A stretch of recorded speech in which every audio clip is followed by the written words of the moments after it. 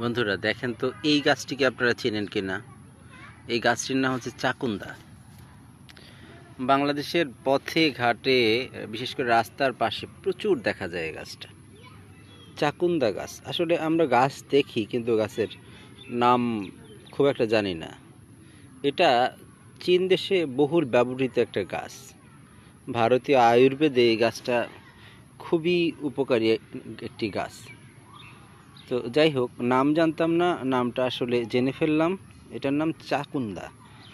চাকুন্দা মূলত চর্মরোগের বিভিন্ন রকমের চর্মরোগ, কুষ্ঠরোগ, দাগ, খুজলি, পাতসা ইত্যাদি এই রোগের ক্ষেত্রে এই গাছটা খুব উপকারী যতদূর শুনেছি।